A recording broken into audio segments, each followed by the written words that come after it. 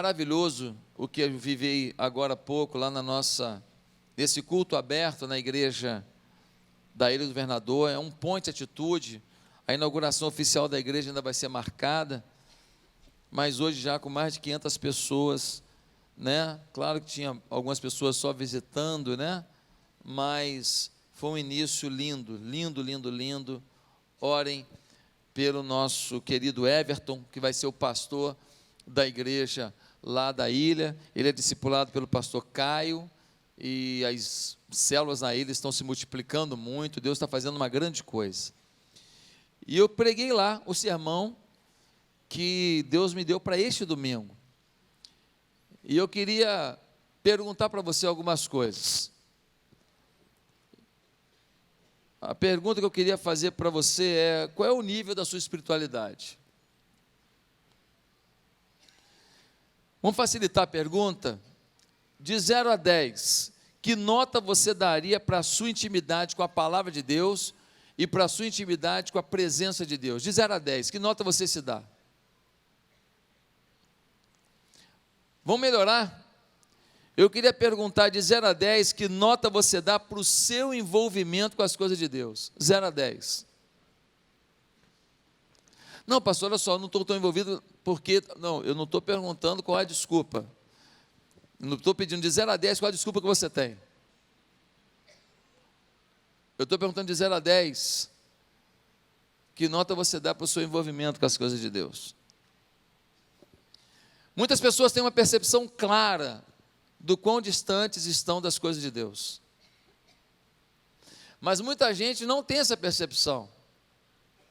Muita gente está dentro da igreja e está enganado. Está achando que é o que não é, que tem o que não tem, que vive o que não vive. Por que isso acontece? Principalmente porque muita gente se compara com alguém pior do que ele. Você consegue achar na igreja vários níveis de espiritualidade, vários níveis de comprometimento com Deus. E se você quiser achar gente mais complicada, mais rabugenta que você vai achar. Se você quiser achar gente menos comprometida com Deus, menos envolvida, menos espiritual, mais carnal, você vai achar. Queridos, é bom esclarecer que espiritualidade não é religiosidade, não é frequência em culto e eventos, não é cumprir protocolo da religião. Espiritualidade é algo mais sentido, mais interno. Espiritualidade é algo que com frequência a gente se engana em defini-la, porque a gente começa a arrumar definições muito elaboradas. Mas espiritualidade não tem muita elaboração.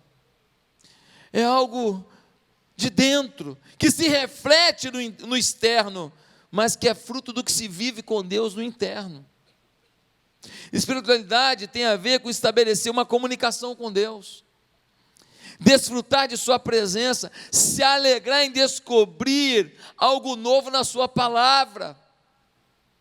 Espiritualidade tem a ver com se esbaldar de alegria e contrição ao adorar e sentir que Ele recebe o nosso louvor das nossas próprias mãos para as mãos dEle. A espiritualidade independe do dia, se é bom ou se é ruim. A espiritualidade independe da oferta que se tem. É vantajosa, mas é ilícita. É lícita, não importa, a espiritualidade está acima das ofertas da vida. A espiritualidade é alicerçada não na capacidade de alguém, não na personalidade de alguém. Ah, ele é muito na dele, ele é muito contrito, ele é mais espiritual. Ei! A espiritualidade tem pouco a ver com as nossas manifestações externas que os outros conseguem avaliar. Tem muito pouco a ver com o fato de você falar línguas para os outros ouvir, ou de você ter revelações para os outros escutarem, ou de você contar sonhos maravilhosos e tremendos que você entende que foi Deus que te deu. Tem muito pouco a ver com aquilo que você expressa para os outros. Tem muito mais a ver com o que Deus avalia olhando dentro de você. Espiritualidade é refletir o fruto do Espírito. Tem muito menos a ver com o dom e tem muito mais a ver com o fruto. E o fruto, você sabe, Gálatas 5, 22 diz: é amor, alegria, paz, longanimidade, benignidade, bondade, fidelidade, mansidão e domínio próprio. Espiritualidade não tem tanto a ver com o que você tem, mas o quanto você se esvazia. Para que o Espírito, esse te encha e dirija a sua vida, e ministre sobre a sua vida, e conduza a sua história.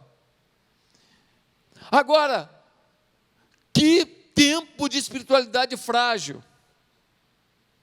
Quantas pessoas que me ouvem todos os domingos, talvez pela televisão, ou pela internet, ou talvez aqui, e quantas pessoas que estão vivendo uma espiritualidade frágil, e você pergunta, por quê, pastor? Eu tenho alguns motivos. Primeiro, porque falta conversão. Tem gente que não é espiritual porque não se converteu ainda. Quando a gente lê em Romanos 8,14 diz, porque todos que são guiados pelo Espírito de Deus, esses são filhos de Deus. Ou seja, se não é guiado pelo Espírito, o filho não é. Os que são guiados são filhos. Tem muita gente que está na igreja, gosta do ambiente, legal, pá. A coroa aqui, Jesus, até se emociona. Mas assim, passou esse momento, o frissonzinho que dá, acabou. Por quê? Porque na verdade não se converteu, não entregou a vida a Jesus, não pegou o governo da vida e falou, Jesus reina na minha vida. Não falou para o Espírito Santo, habite em mim, muda a minha história, me diz o que o Senhor espera de mim. Jesus disse lá em Mateus 7, quando eu voltar, na minha segunda volta, muitos vão dizer, eu estava na igreja, hein? Eu era líder, hein? Eu fiz isso, eu fiz aquilo, eu profetizei em teu nome. E ele vai dizer o quê? Nunca vos conheci, apartai-vos de mim, vós que praticais a iniquidade. Fala, vocês estão aí, estão se enganando. Alguns têm uma vida precária, por quê? Porque falta vida devocional. É gente que está na igreja, até se converteu, mas não lê Bíblia, não ora, e acha que vai ter crescimento espiritual sem Bíblia e sem oração. Acha que vai avançar na fé com o culto de domingo, ou então de ouvir louvor enquanto lava a louça. É ou não é? Eu passo o dia inteiro com Jesus. Não, você passa com a rádio. Com Jesus é diferente. Nem sempre estar com a rádio ligada significa estar com Jesus ligado. Aliás, às vezes a rádio desliga Jesus, conforme o que você ouve. Você precisa entender que é muito bom fazer muita coisa, mas você precisa estar ligado em Cristo. Tem muita gente que tem uma espiritualidade frágil, por quê? Terceiro motivo, por falta de santidade.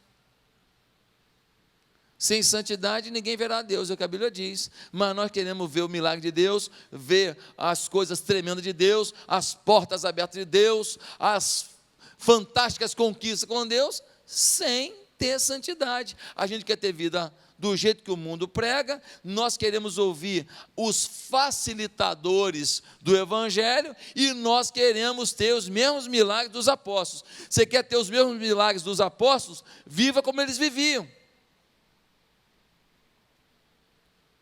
Deus é o mesmo, ontem, hoje, eternamente. Agora, o estilo de vida deles, de dependência, de frequência nos atos de Deus, era diferente. Santidade, ser santo, querer fugir do pecado, vencer o pecado, lutar contra si mesmo. Como é que um crente pode ir para o carnaval? Não pode ser crente quem vai para o carnaval. Ah, pastor, mas eu conheço crente que foi. Poxa, então está com algum problema no coração. Nós só vamos lá se for para pregar, que aquela festa não é nossa. Nós vamos lá para salvar, não para pular. Nós vamos para evangelizar, para pular não. Porque nós não vamos. Essa festa é do demônio. Ah, mas é tão lindo isso. O que é tão lindo? O carro alegórico mas e quem está em cima? E a oferenda que está embaixo? E a violência que está envolvida? E quem que banca o carnaval? Quem que banca? Vou nem falar, você já sabe. Meus amados irmãos, falta santidade. Por que muitos têm também uma espiritualidade fraquinha? Sabe por quê? Por causa de preguiça.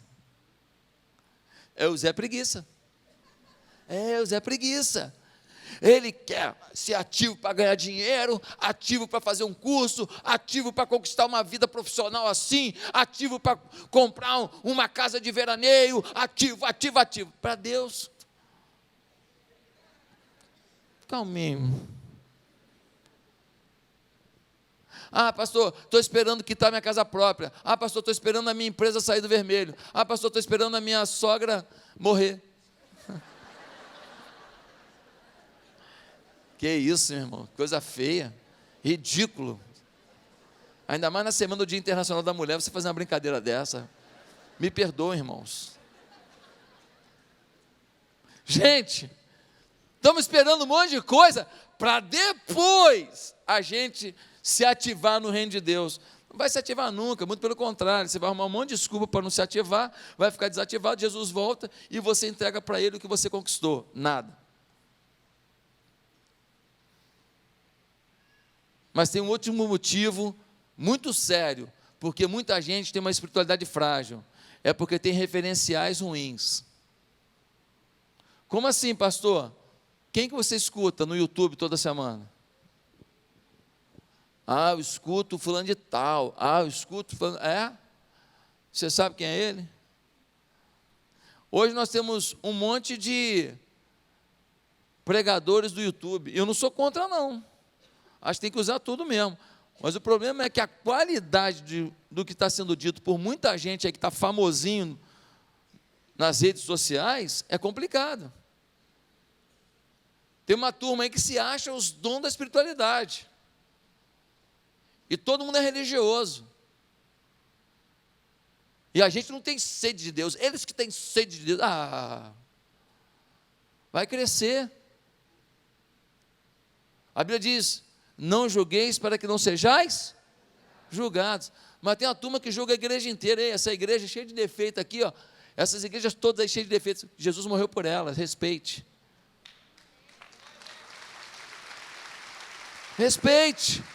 que história é essa?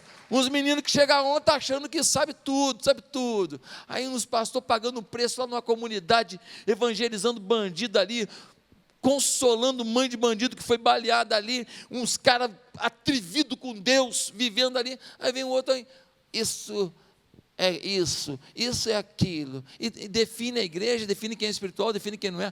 Calma, cuidado com as suas referências. Tem muito cantor aí do meio gospel aí que você ouve tal, aí tudo que ele fala você acha lindo. Ei, você sabe como é que é a vida dele? Já perguntou para o pastor dele como é o relacionamento dele com o pastor? Se ele é submisso, se ele é fiel, se ele é leal ou se ele é porqueira?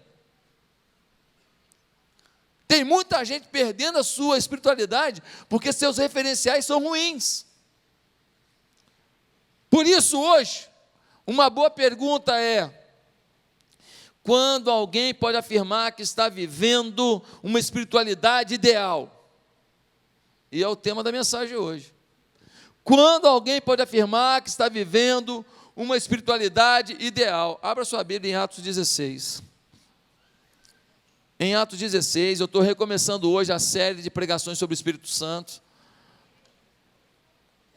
Eu sempre faço isso todo ano, no início do ano, vou pregando alguns capítulos do livro de Atos, falando sobre o Espírito Santo. Estamos recomeçando hoje, vamos pregar alguns domingos sobre Atos, e no capítulo 16 de Atos, nós temos um tratado sobre espiritualidade sadia, sobre espiritualidade vencedora, sobre espiritualidade que agrada a Deus,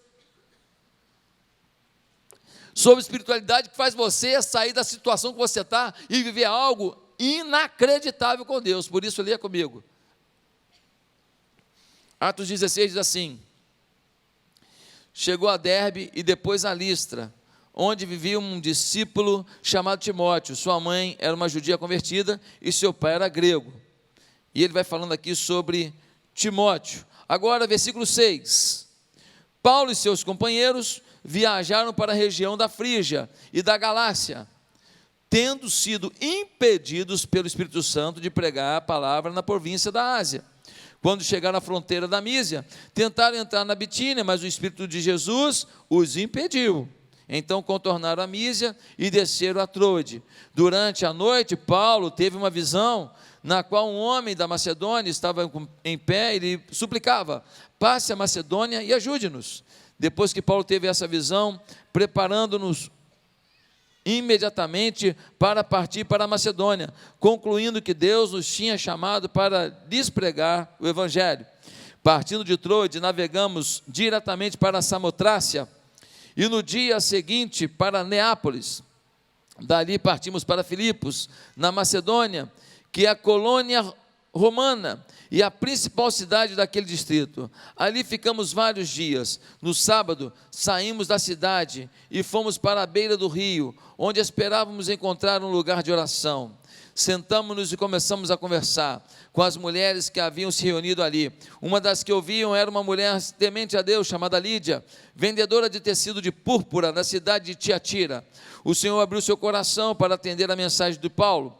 Tendo sido batizada, bem como os de sua casa, ela nos convidou dizendo: se os senhores me consideram uma crente no Senhor, venham ficar em minha casa, e nos convenceu.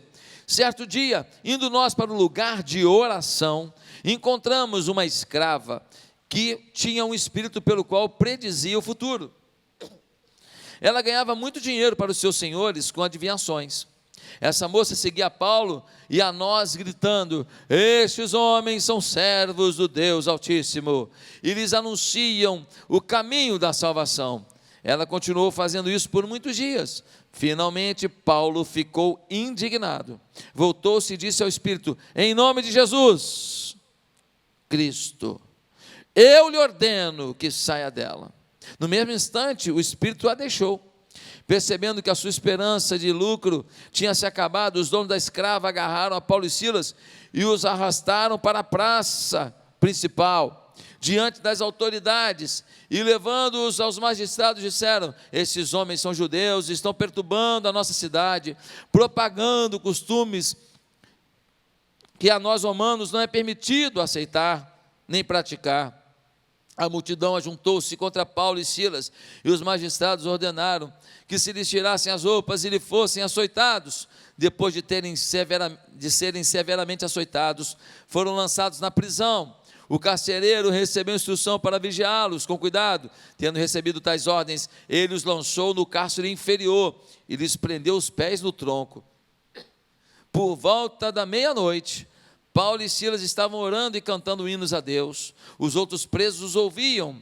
De repente houve um terremoto tão violento que os alicerces da prisão foram abalados. Imediatamente todas as portas se abriram e as correntes de todos se soltaram. O carcereiro acordou e, vendo abertas as portas da prisão, desembanhou sua espada para se matar, porque pensava que os presos tivessem fugido. Mas Paulo gritou: não faça isso, estamos todos aqui.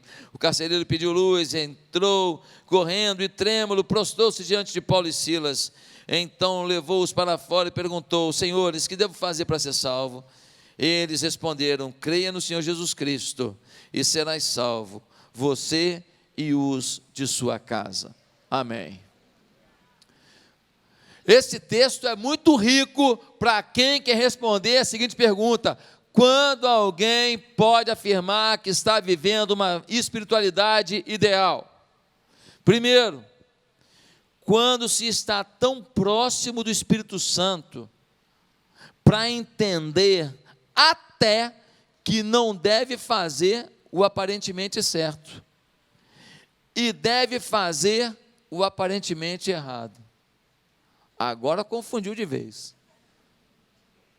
É confuso mesmo, mas é revelação bíblica. Uma pessoa está vivendo uma espiritualidade ideal, vou repetir, quando se está tão próximo do Espírito Santo, que se é capaz de entender até que não se deve fazer o aparentemente certo, e que se deve fazer o aparentemente errado. Pastor, explica esse negócio. Vamos olhar na Bíblia. Quando a gente lê no versículo 6 e 7, diz que Paulo e seus companheiros viajaram para a região da Frígia e da Galácia, tendo sido impedidos pelo Espírito Santo de pregar. Gente, pregar é certo ou errado? Hã? É certo ou é muito certo? É muito certo ou é mais que muito certo? Mas eles foram impedidos de pregar. Eles foram impedidos. Eles conseguiram perceber até o certo que não deveria ser feito, porque não era ali que Deus os queria. Lembra quando Jonas queria pregar em Tarsis? Deus queria que ele pregasse aonde? Em Nínive. Deu certo ir para Tarsis? Não, foi para a barriga do peixe. Quando foi para Nínive, o que aconteceu? A cidade inteira se converteu. A espiritualidade ideal é aquela de alguém que percebe até o certo que não deve ser feito, pelo menos naquela hora, e que permite que o errado aconteça. Como assim? Quando a gente vai lendo mais à frente, no versículo 17, diz assim, que uma moça endemoniada, quando Paulo e Silas passavam, ela gritava, olha o que ela gritava, versículo 17, estes homens são servos do Deus Altíssimo, e lhes anunciam o caminho da salvação. Gente, tem uma menina endemoniada, diante de Paulo, qual é o certo? O que fazer? Se tem um endemoniado na sua frente, o que você tem que fazer? Expulsar o demônio. O que é o certo? Expulsar o demônio. Mas olha o que o texto diz. Olha o que o texto diz. No versículo 18. Ela continuou fazendo isso por muitos dias. Ela falava, quando Paulo e Silas passavam, esses homens são servos de Deus Altíssimo. O povo da cidade ficava confuso. Afinal de contas, ela também é de Deus? Porque ela está aplaudindo e apontando para os homens de Deus. E ela estava servindo ao diabo, a feitiçaria.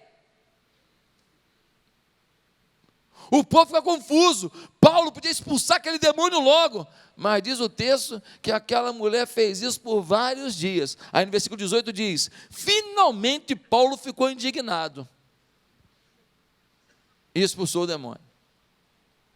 Ou seja, Paulo não pregou, não fez o que era certo em alguns lugares. E Paulo permitiu uma pessoa endemoniada diante dele. Fez o errado. Por quê? Porque Deus tinha a hora certa para aquela pregação, o local da pregação e para aquela expulsão de demônio para atender os propósitos do Senhor e não de Paulo. Quando você tem uma intimidade para perceber até o certo que você não deve fazer, pelo menos naquela hora, e você vê o errado, que você não age naquela hora, você está começando a mostrar uma espiritualidade ideal. Quantos casamentos que acabam, por quê? Porque a mulher fala o certo na hora errada.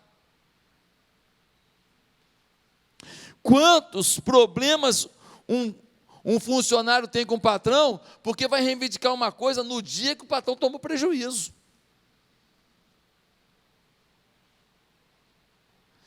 Quantas pessoas que falam, o sexo é uma porcaria, deve ser evitado. Não, o sexo é uma bênção, deve ser buscado.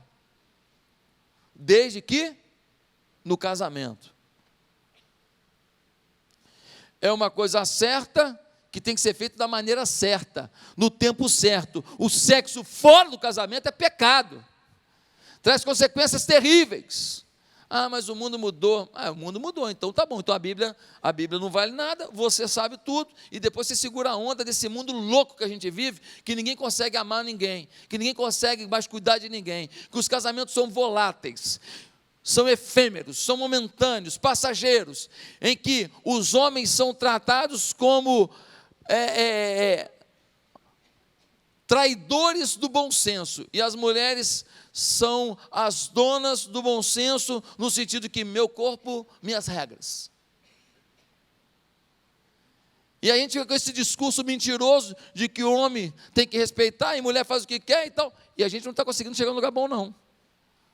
Porque tem regra para homem e para mulher. E tem limite do que se faz para o homem e para a mulher. Mas é uma sociedade mentirosa, falsa, adúltera, que prega um politicamente correto, mas bota um monte de mulher pelada em cima do carro alegórico como objetos de sedução. Que uma hora, uma menina botar a mão num cara pelado é arte. Em outra hora, um vídeo de um cara fazendo xixi na cabeça do outro é pornografia. É tudo pornografia, é tudo arte, que eu queria entender. Eu acho que a mídia tem que chegar a um consenso. O que eles acreditam. Meus amados irmãos, criticar algo na igreja é lícito, é lícito. Agora, quando você critica para o lado, é errado, é pecado, é maldade. Eu já vi gente que fez uma crítica para uma pessoa do lado, o cara do lado saiu da igreja e ele ficou. Ah, mas ele foi, mas graças a Deus foi para outra igreja. Foi para outra igreja? Você está comemorando? Eu não comemoro não, porque foi para outra igreja ferido, machucado. Foi para outra igreja com o coração sangrando, porque se decepcionou através da fala de um miserável. Nós precisamos entender, e nós somos um corpo muito forte, irmãos, uma igreja muito poderosa, Deus tem agido muito aqui. Nós temos chegado às nações, nós temos influenciado tantas coisas, nós precisamos saber do nosso papel e da nossa responsabilidade, amados. Deus conta com você, não tem ninguém aqui que está de fora do plano do Senhor. Então, a gente precisa saber. Se a gente tem uma espiritualidade capaz de saber até o certo que não deve ser feito e o errado que tem que ser permitido. Segundo lugar, quando que a gente tem uma espiritualidade ideal? Quando a pessoa tem uma visão espiritual a seguir. O Paulo chegou num lugar, o Espírito falou, aí não. Chegou em outro lugar, aí não. Aí Paulo fala, tá, mas para onde que eu vou? Quando a gente lê no versículo 9, diz assim, durante a noite teve o Paulo uma visão. Durante a noite, Paulo teve uma visão, ele sabia para onde não ir, agora ele vai saber para onde ir. Ele tem uma visão de um homem dizendo, passa na Macedônia e nos ajude. Passe na Macedônia e nos ajude.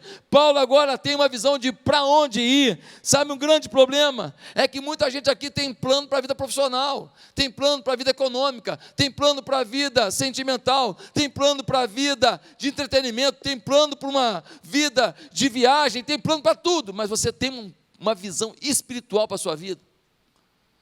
Qual é o plano espiritual para a sua vida? Qual é a visão espiritual? Você sabe a minha história. Eu tinha muitos planos e projetos para a minha vida. Eu tinha planos e projetos bons. Ganhar dinheiro, ter uma família, pagar minhas contas direitinho, trabalhar na igreja, fazer as coisas na igreja, investir no reino de Deus, sustentar missões. Eu era um crente legal, um cara que fazia tudo bonitinho, ganhava dinheiro e investia no reino. Mas a visão espiritual de Deus para a minha vida era outra. Era deixar tudo e ser pastor lá no interior de Minas. Eu tinha uma visão minha, legal, mas a visão do Espírito era outra. Só que quando eu fui para lá, eu tinha que deixar meus parentes, eu tinha que deixar minha família, eu tinha que deixar meus amigos da Ilha do Governador, a galera que comeu pizza francesa comigo, que fez campeonato de arroto com Coca-Cola. Ou a criança, qual a criança que não fez isso? Essa turma me viu garoto, as brincadeiras. Eu tinha que deixar essa turma toda, mas se eu não tivesse deixado, eu não ia conhecer as pessoas que mais me amariam na vida. Eu não teria desfrutado das conquistas que só Deus poderia me dar. Eu não teria sonhado sonhos que só Deus poderia realizar. E hoje, quando eu vejo essa igreja aqui, ó, entupida, tem 3.800 cadeiras aqui. Tem que arrumar mais cadeira, pastor André. Eu vejo aqui e eu vejo que tem mais 12 lugares de culto, com pessoas adorando a Deus. Eu falo, meu Deus, como é bom estar no centro da vontade de Deus. A visão de Deus não é você estar no caminho de Deus, a visão de Deus é você estar no centro do caminho de Deus. Quando eu descobri o eixo de Deus, as coisas aconteceram, milagres aconteceram. Você tem que descobrir a visão espiritual para a sua vida. Temos que começar a aprender a buscar uma visão de Deus para a nossa vida, para os nossos caminhos. Ei, nós só vamos mudar essa cidade, esse estado, se cada um aqui entender, Deus tem uma visão para a minha vida. Eu não sou parte de um grupo apenas.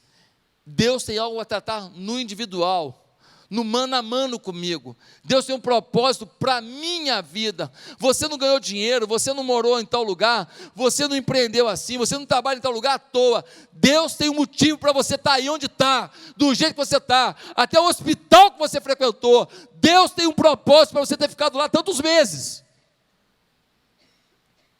Qual é a visão espiritual para a sua vida hoje? Mas em terceiro lugar, quando nós estamos numa espiritualidade ideal. Terceiro, quando a pessoa está disposta a obedecer uma visão espiritual. Como assim, pastor? No verso 10 diz assim, depois que Paulo teve essa visão, preparamo-nos imediatamente para partir para a Macedônia, concluindo que Deus nos tinha chamado para lhes pregar o evangelho. Quando Deus dá uma visão espiritual, uma coisa é você entender, depois é obedecer. Quem está disposto a obedecer? Se Deus falar para você assim, vai para o Nordeste, para ser pastor no Nordeste, você vai?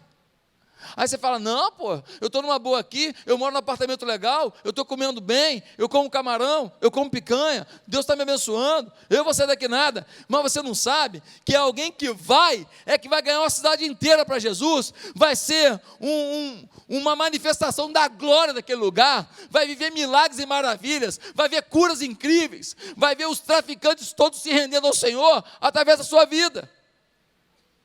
Mas só pode viver esse milagre da obediência quem não só entende a visão espiritual, mas obedece. Lembra de William Carey? Século XVIII. Camarada era um artesão, um sapateiro, tinha a sua empresazinha legal, trabalhando. Ele estava na igreja batista, ele vira para o grupo de pastores e fala, nós temos que ir para o mundo pregar o evangelho. Aí o líder falou assim, se Deus quiser salvar o mundo, Ele dá um jeito. Legal, né? Palavra pastoral. Ele dá um jeito. Nem a gente que tem que resolver isso não. William Carey, ele continua falando sobre isso e dizendo que os milagres do Senhor, ele se baseia em Isaías 54:12, que diz, esperai grandes coisas de Deus, praticai proezas para Deus. Ele está com a visão além, ele está achando o seguinte, não dá para viver mesmice, tem que viver algo maior, tem que viver uma conquista maior, tem que ser uma coisa mais grandiosa. E aí, ele vai para a Índia. Gente, a Índia hoje é complicado, imagina a Índia no século XVIII, ele vai para lá, um filho dele morre lá, a mulher dele fica doente lá, paga um preço danado, mas sabe de uma coisa? Ele deixa tradução de partes da Bíblia para mais de 30 idiomas e dialetos. E ele inaugura um pensamento missiológico no mundo inteiro. As pessoas começam a falar assim, nós temos que pregar. Ele desperta a igreja do mundo, um sapateiro crente, pastor, pessoa boa, estava vivendo algo legal com Deus, de repente, ele passa a ser uma influência mundial. Sabe por quê? Porque ele obedeceu. Pastor, o senhor está falando aí, tem umas maluquices vindo na minha cabeça aqui, anota e ora sobre ela. Pega essa doideira aí, anota que o diabo vai fazer você esquecer. Anota, começa a orar em ser relevante para Deus. Começa a orar em ser um caminho para alguém conhecer esse Deus. Deus pode mudar uma nação através de um jovem, de um adulto, de um casal aqui. Deus pode mudar uma cidade inteira do sertão através de um casal aqui aposentado. Vamos morar num lugar mais barato? Pastor, nós estamos indo morar lá, vamos alugar nosso apartamento aqui, com o nosso apartamento aqui a gente aluga lá 3, 4 casas lá. Nós vamos passar lá 2 anos pregando o evangelho, plantando uma igreja. O que te custa tentar ser instrumento de Deus? Você tem uma visão de Deus? Você vai obedecer essa visão? Empresário, qual é a visão de Deus para a sua empresa? Você vai obedecer? Não, a visão da minha empresa é o seguinte: eu ficar rico e eu viajar. Eu quero comprar também um iate. 150 pés está bom. Não, eu também estou querendo conhecer as Ilhas Maldivas. Ah, legal, teu projeto só envolve o que tu está querendo, né? O que Deus está querendo? O teu projeto engloba isso ou não? Dono de casa, onde Deus quer te usar? Tua casa é uma agência do reino. Tuas vizinhas todas podem se converter. Começa a fazer o chá da oração, o chá da fé. Chama elas todas lá, as vizinhas todas, para toda quinta-feira, quarta-feira, terça-feira, o dia que você quiser, tomar um chá com bolo de fubá na sua casa, caramba. Chama todo mundo. Não faz bolo também de cenoura um dia, caldo de chocolate. Leva elas lá e fala para elas: olha, eu tenho um prazer danado de ter vocês aqui, porque Deus mandou fazer isso, e eu estou aqui para orar por vocês. Alguém tem pedido de oração? Não se surpreenda se todo mundo começar a chorar e falar: foi Deus que mandou você fazer isso aqui. Um bolo com uma água quente e um saquinho de chá muda a história de alguém, tá? Ah, eu não posso pregar, eu fico aqui cuidando dos meninos aqui em casa, cuidando da limpeza. Ei, tua casa é a agência do reino. Em quarto lugar, quando é que a gente pode dizer que a nossa espiritualidade é uma espiritualidade ideal? Quando a vida devocional passa a ser uma prioridade prazerosa do nosso dia. Quando a vida devocional passa a ser uma prioridade prazerosa. Tem gente que não lê a Bíblia, não ora, mas não lê, não ora. E quando lê e ora, muita gente lê e ora para cumprir a tabela. Já li meu capítulo. Ai, vou dar uma orada aqui. Senhor, abençoa todo mundo, o mundo. Derrama a tua glória no mundo. E o Senhor sabe melhor do que eu que todo mundo está precisando. Amém. É aquela oração assim, pô, que intercessão global, é ou não é? E essa pessoa é tão espiritual que ela fala assim: e se tem alguém fora do globo, algum astronauta, abençoa também. É muita espiritualidade, mas é uma oração que não vai nas entranhas do coração. É uma oração que não reflete as dores da alma. Não é uma oração que faz você chorar como Jesus, que chorou diante de Jerusalém, sabendo que anos depois ela seria destruída, as mulheres seriam humilhadas, as crianças mortas, os velhos escravizados. E Jesus, diante de uma cidade, chorou. Quantas vezes você chorou pelos soldados do tráfico? Os meninos que estão lá na favela com 12, 13 anos, carregando um fuzil, porque aprenderam que isso traz status na comunidade onde vivem. Tomarão um tiro na testa, não vai demorar muito. Vidas preciosas serão ceifadas. Quantas vezes você chorou por eles? Quantas vezes você chorou por essas prostitutas que ficam aqui na praia? Ah, pastor, tudo sem vergonha. Já parou para ouvir a história delas? Se você escutar uma história delas, talvez você diga: sem vergonha sou eu que não fui para lá pregar até hoje. Meus amados, a oração era uma prática constante de Paulo e de Silas. No versículo 13, nós vemos assim: No sábado saímos da cidade e fomos para a beira do rio, onde esperávamos encontrar um lugar de oração. Quando a gente pega o versículo 16, certo dia, indo nós para o lugar de oração. Interessante, Paulo trabalha para orar. Trabalha para orar. Trabalha para orar. Quando a gente vê a história de Abraão, Abraão caminhava, parava, fazia um altar a Deus. Caminhava, parava, fazia um altar a Deus. Quando a gente vê a história de Jó, diz que ele tinha 10 filhos beberrões, o homem mais santo da terra, 10 filhos beberrões, 10 filhos que o envergonhavam. E o homem mais santo da terra, Jó, ele fazia altares, não só por ele fazia altares ao Senhor por cada um dos seus filhos. É o que a Bíblia diz. Até que um dia a casa caiu e matou seus 10 filhos, e os seus altares não mais funcionaram. Meus amados irmãos, a caminhada da vida é uma caminhada que você caminha um pouco, para e se enche, se abastece, vida com Deus, oração, palavra. Agora isso não vai acontecer se você ficar ouvindo os críticos não, tá? Isso não vai acontecer se você ficar ouvindo as pessoas que estão, mas a igreja mudou, eu estou cansado de ouvir essa ladainha, a minha vida mudou mesmo, são 10 mil e poucas pessoas, 13 igrejas, você acha que eu tenho tempo de fazer gabinete com todo mundo? Não tenho, me perdoe, quer que eu fique de joelho? Eu fico, perdão,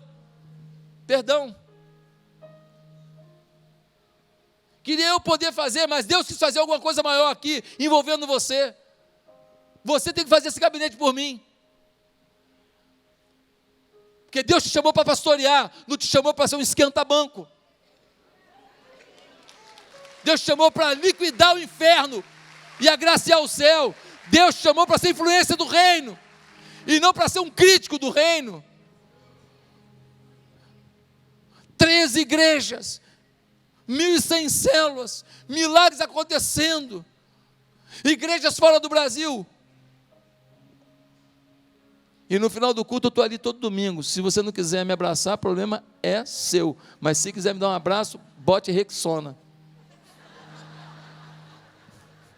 Eu estou ali. Tenho o maior prazer de abraçar cada um. Mas não me critique pelo que eu não consigo. Só me critique pelo que eu não tento. É hora da gente ter maturidade como igreja. É hora de você crescer como cristão, parar de ouvir os mimimi e ser um rei de Jesus, um servo de Jesus, um príncipe de Jesus, uma autoridade de Jesus, alguém cheio do Espírito Santo, porque as pessoas lá fora precisam de você,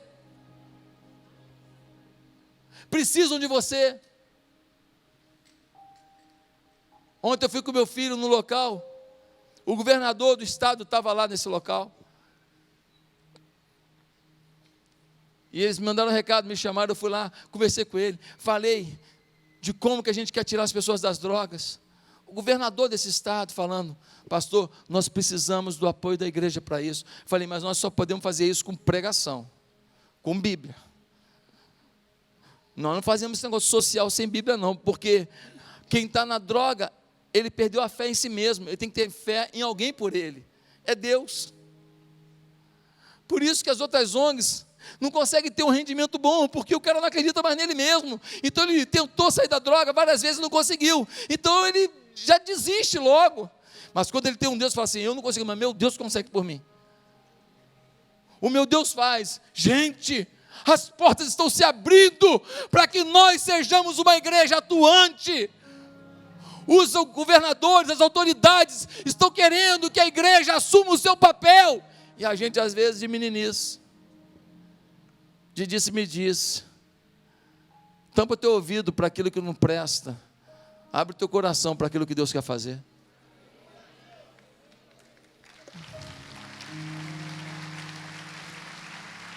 Em último lugar, meus amados, meus queridos, em último lugar, quando eu tenho uma espiritualidade ideal, quando as ameaças da vida não tiram a tranquilidade da fé, quando as ameaças da vida não tiram a tranquilidade da fé. O que você quer dizer, pastor? Quer dizer que Paulo foi lá e expulsou o demônio da menina. Quando expulsou o demônio, os camaradas que exploravam a menina, ela fazia adivinhações, eles ganhavam dinheiro. Esses caras ficaram desesperados, perdemos nossa fonte de renda. Eles pegaram Paulo e Silas, arrastaram pela cidade, levaram no meio da praça e falaram para as autoridades: eles estão perturbando a cidade. As autoridades não quiseram nem ouvir Paulo e Silas. Sabe o que fizeram? Açoitaram. Sabe como é que é açoite?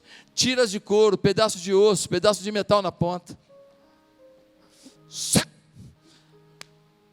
Quando puxa, aquelas pontas vão arrancando a pele. Paulo e Silas são açoitados. Agora, uma pessoa açoitada, ela não tem como deitar, porque está tudo em carne viva. Uma pessoa açoitada, aquelas dores ficam latejando, aquela aguinha vai escorrendo, vai agarrando no lugar onde está, e quando você se movimenta, dói, porque puxa uma pele ferida. Mas olha o que diz o versículo 25. Por volta da meia-noite, Paulo e Silas estavam orando e cantando hinos a Deus, e os outros presos os ouviam. Gente, olha só, se eu tomo um coro desse, pregando o evangelho, eu me conheço, eu ia ficar chateado pra caramba com Deus. Você não? Você não? Tá o bonzão? Fala aí, bonzão. Eu admito meu pecado, eu admito. Eu ia ficar chateado. Pô, estou pregando aqui, tomo um coro desse. Está de brincadeira. Senhor, estou exaltando o teu nome, toma uma surra dessa. Mas quando a gente é muito mais íntimo de Deus, a gente percebe que Deus está por detrás das nossas dores. As dores não tiravam deles a certeza da presença do Altíssimo. A presença do Onipotente estava tão nítida, que no meio dos açoites, eles conseguiam perceber que é uma honra apanhar e sofrer pelo nome daquele que nos garantiu a salvação e a vida eterna. E eles perto da meia-noite cantando: poderoso Deus, poderoso Deus, poderoso Deus, minha alma anseia por ti. O pessoal das outras celas falando: os caras são meio malucos, hein? Os caras tomaram um coro, estão cantando, deve estar delirando. Mas depois de um tempo, eles começaram a ouvir os louvores, e viram que eles estavam felizes e gratos a Deus, e ouviram as orações que eles faziam, entre um cântico e outro. Ei, querido, uma pessoa que tem uma espiritualidade ideal, enfrenta tudo com louvor no coração. Enfrenta tudo com gratidão no coração, dizendo: Deus, não estou entendendo agora não, mas o que o Senhor já fez, já prova quem o Senhor é. E me dá tranquilidade para esperar o que o Senhor vai fazer. É difícil viver isso. E quando a gente não sabe isso direitinho, só um grande sofrimento nos ensina. E eu posso te falar que é isso que eu espero na minha vida, e é isso que eu espero para a sua vida. Que a gente não viva por circunstâncias, que às vezes são dolorosas, sim ou não? Mas que a gente viva por princípios, pela nossa crença. Eu queria pedir a você que amasse a sua igreja. Ah, mas eu soube aí de um pregador aí, o cara faz um monte de revelação. Você vai atrás desses profetas de meia tigela, você vai atrás dessas pessoas que ficam aí querendo enganar os outros. Você quer isso mesmo? Você quer isso? Vai! Você não quer palavra sustentada, não. Você não quer alimento sólido. Você está que nem aquele pessoal de frente para a cruz. Faz mais um milagre que a gente vai acreditar no Senhor. Jesus falou assim: ó, o milagre eu já fiz. O que eu tinha que falar, já falei. Vocês estão querendo mais um? Vocês querem show? Vocês querem circo de solé gospel? Eu creio em tudo quanto é dom, creio em revelação, em poder, mas gente, está na hora de ter maturidade, parar de se alimentar de comida estragada, começar a se alimentar da palavra de Deus, ter vida com Deus, ter intimidade com Deus, amar a sua igreja, bombar na célula, levar um monte de visitante para a célula, trazer um monte de gente para a igreja, e assumir o seu papel pastoral nesse lugar, e viver para Deus, e ver Deus te usando para coisas que você nunca sonhou. Está na hora. Deus está nos chamando, Deus está nos convocando, o seu Espírito está aqui. Eu entrei aqui hoje, eu chorei. E falei: meu Deus, tem presença manifesta de Deus aqui. Vocês estavam cantando a música da coroa, e a presença era nítida, o Espírito fluindo. Ah, pastor, nem notei. Pois é, acorda. Acorda, porque o Espírito diz: ouça.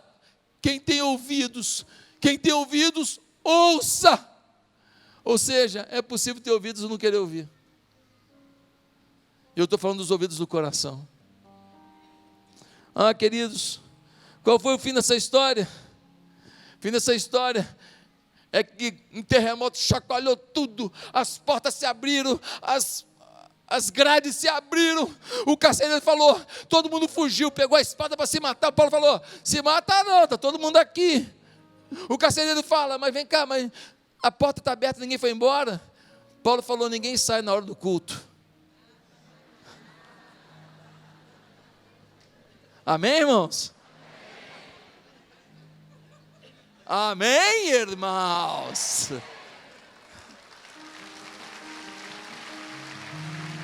Ninguém sai na hora do culto. Ficou todo mundo lá. O carcereiro falou assim: só Deus mesmo, para esse cara não fugir. Vai lá e fala: como é que eu posso ter a salvação? Como é que eu posso ter uma espiritualidade ideal? E Paulo disse: crê no Senhor Jesus Cristo, será salvo tu e a tua casa. Ou seja, Paulo está dizendo que a sua espiritualidade ideal, ela te levará a uma bênção não só sobre você, mas sobre a sua casa. Tome posse dessa promessa. Pastor, mas quando eu olho para minha família hoje, eu não vejo isso. Tome posse da promessa. Pastor, mas a minha casa está complicado. Tome posse da promessa. Pastor, mas eu estou sofrendo muito. Tome posse da promessa. Tome posse da promessa. Acredite na promessa. Se apegue com a promessa. Viva a promessa. Não se entregue. Foi Deus que fez a promessa. Ele não pode mentir. Curva a sua cabeça. Quantas pessoas aqui nessa manhã foram tocadas pelo Espírito de Deus e falando: pastor, eu quero essa espiritualidade na minha vida, eu quero essa convivência com Deus na minha vida. Você quer isso hoje? Aonde você está, faça uma oração comigo. Ninguém precisa ouvir. Repita no seu coração. Diga assim: Santo Deus, muda a minha história, muda o meu viver. Santo Deus, cumpre-me a tua promessa. Me ajuda a viver com a minha família uma bênção. Muda o meu coração no que tiver que mudar. Eu me entrego ao Senhor. Me recebe, Senhor, em o nome de Jesus. Amém.